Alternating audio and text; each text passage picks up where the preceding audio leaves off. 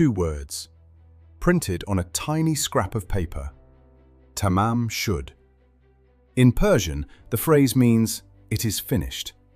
But when investigators discovered those words in 1948, they had no idea what had finished, or who the message belonged to, because the paper had been hidden inside the clothing of a man found dead on an Australian beach, and the man had no name. On the morning of December 1st, 1948, Somerton Beach in Adelaide looked quiet and ordinary. A long stretch of sand, soft waves rolling toward the shore, early sunlight reflecting across the water. But against a seawall, something unusual caught the attention of a passerby. A man was sitting upright in the sand. He leaned back against the wall with his legs stretched out in front of him. He was dressed neatly: a suit jacket, pressed trousers, polished shoes, a carefully tied necktie. At first glance, it looked like he had simply fallen asleep beside the sea. People walked past him for hours. Some later said they remembered seeing him raise an arm slightly, as if adjusting his position. But when someone finally approached him closely, the truth became clear. The man was dead. Police arrived soon afterward. There were no signs of violence, no wounds, no evidence of a struggle. But one detail quickly stood out. The man's clothing looked unusually clean and well-maintained. It did not look like the clothing of someone who had been sleeping outdoors, which raised the first unsettling question. If he hadn't been there long, how had he died? The investigation began immediately. Police searched the body carefully. Inside his pockets, they found small, everyday objects: a used bus ticket, a railway ticket that had never been used, a comb, a pack of chewing gum, a box of matches. Ordinary things. But something important was missing. There was no wallet, no identification, no papers, nothing that could reveal who the man was. And then investigators noticed something even stranger. Every label had been removed from his clothing: his jacket, his trousers, even his tie. The labels had been carefully cut out. Whoever had done it had taken their time. It was deliberate, which created a disturbing possibility. Someone had tried to erase this man's identity. The body was transported to a hospital for autopsy. Doctors quickly confirmed something unexpected. The man was physically healthy, strong, well-nourished. He appeared to be around 40 years old, and there were no obvious signs of illness. But the internal examination told a more complicated story. His stomach contained traces of a recent meal, possibly a pastry. But doctors also noticed congestion in several organs, findings that sometimes appear in cases involving poison. Investigators began to suspect that the man had been poisoned, but toxicology tests failed to identify any known substance. No chemical explanation could be confirmed, which meant the cause of death remained officially unknown, and the mystery deepened. Police moved to the next logical step: identification. Fingerprints were taken and sent across Australia, then internationally. Thousands of records were checked: military records, criminal databases, immigration archives, but no match was found. It was as if the man had never existed. Newspapers across the country soon published his photograph. Headlines asked the same question: who is the Somerton man? But no one came forward. Days turned into weeks, weeks into months. Still no identification. And then, several weeks after the body had been discovered, a small detail changed everything. While re-examining the man's trousers, investigators noticed something unusual: a tiny pocket, hidden inside the waistband. The pocket had been sewn shut, carefully, almost invisibly. Inside that pocket, they discovered a tightly folded scrap of paper. The paper contained only two words: Tamám Shud. The phrase Tamám Shud came from a famous book of poetry, the Rubaiyat of Omar Khayyam. First published in the 19th century, the Rubaiyat is a collection of Persian poems about life, fate, and the passage of time. The words Tamám Shud appear at the very end of the book, a poetic way of saying the story has finished, life has ended. But the page found in the Somerton man's pocket had clearly been torn from somewhere, which meant the rest of the book had to exist. The question was, where? Investigators now had a clue, but they still had no idea who the dead man was. And what they would discover next would make the mystery even stranger. For months, investigators searched for the missing book. Then an unexpected lead appeared. A man came forward with a strange story. He told police that several months earlier, he had parked his car near Somerton Beach. The next morning, when he returned to the vehicle, he noticed something unusual. A book had been left on the back seat. He had not thought much about it at the time, but after reading newspaper reports about the Somerton case, he realized something important. The book was a copy of the Rubaiyat of Omar Khayyam. When police examined the book, they immediately noticed something chilling. The final page had been torn out.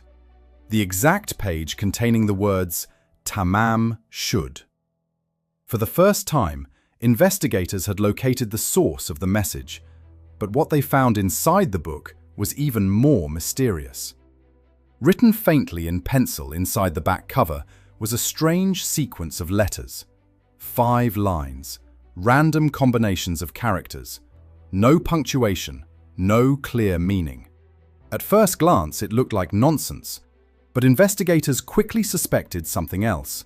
It might be a code.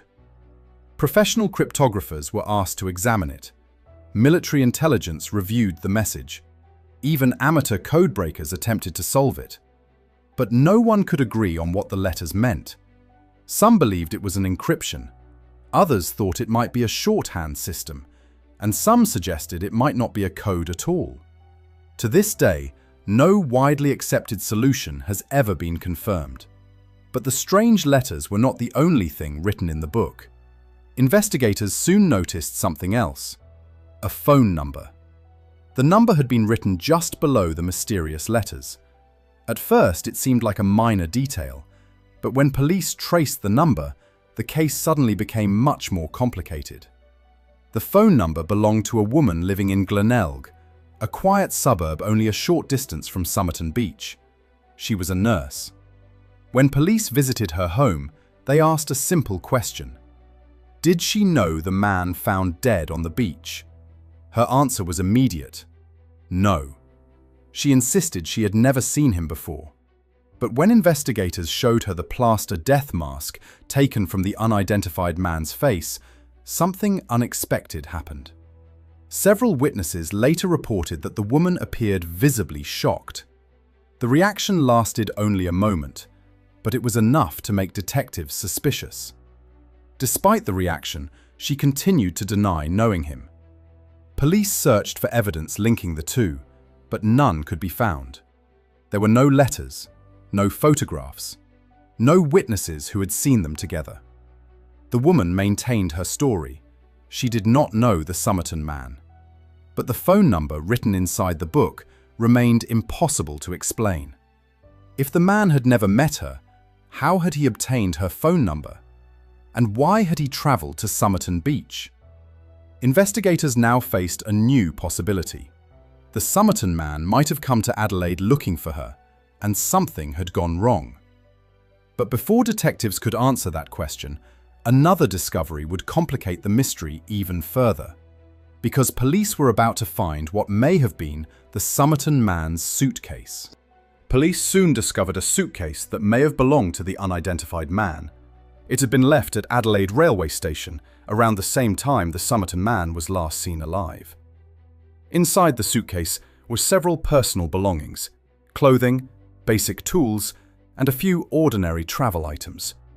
At first, the contents seemed unremarkable, but when investigators looked closer, they noticed the same strange detail they had seen on the body. Every label had been removed, from the shirts, from the trousers, even from the laundry tags. Someone had carefully cut away anything that might reveal where the clothing had been purchased. The removal was precise, deliberate, which raised an unsettling question. Had the man removed the labels himself, or had someone else done it in order to hide his identity? Among the items in the suitcase, investigators found a tie with a name stitched onto the fabric. The name read T. Keane. For a moment, it appeared the mystery might finally be solved. Police searched records across several countries for anyone with that name, but the trail quickly went cold. Every potential lead turned out to be unrelated, which suggested something troubling. The name might not belong to the dead man at all. It might simply have been another false clue. And the suitcase contained one more unusual detail. Inside were small sewing tools and several types of thread. One particular thread was bright orange. Investigators later discovered that this type of thread was extremely rare in Australia at the time, which suggested the clothing had likely been repaired somewhere overseas.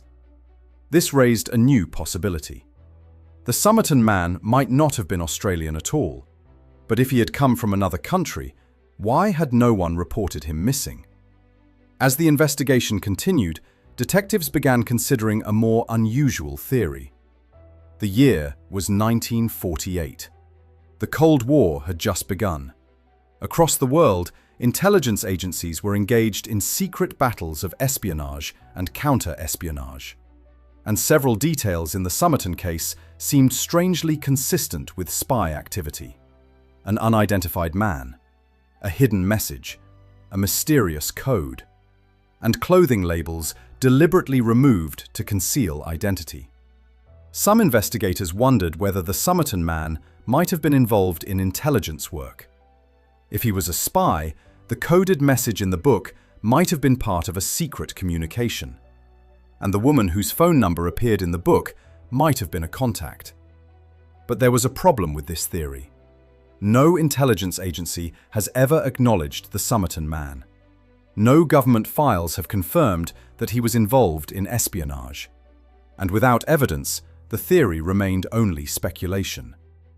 Years passed, then decades. The case slowly faded from newspaper headlines, but the mystery never disappeared. The Somerton man became one of the most famous unidentified people in modern history. Researchers, journalists, and amateur investigators continued studying the clues. The code, the nurse, the suitcase. But no definitive answers were ever found. Then, more than 70 years after the body was discovered, modern science reopened the investigation. Forensic researchers were able to extract DNA from preserved hair samples taken from the body. Using advanced genetic genealogy techniques, scientists began searching global DNA databases for possible relatives. Slowly, family connections began to appear. The research eventually led investigators to a possible identity. For the first time since 1948, the Somerton man may finally have had a name. But identifying a man is not the same as solving his death. Knowing a name does not explain the poison that no test could find. It does not explain why a family man would travel hundreds of miles to a beach where he was a complete stranger. And it certainly does not explain the 5 lines of code or the nurse's shock when she looked at his face. A name is just a label, but labels can be removed. And until the rest of the story is found, the Somerton man remains exactly what he has always been: an unfinished mystery. This is the incomplete file.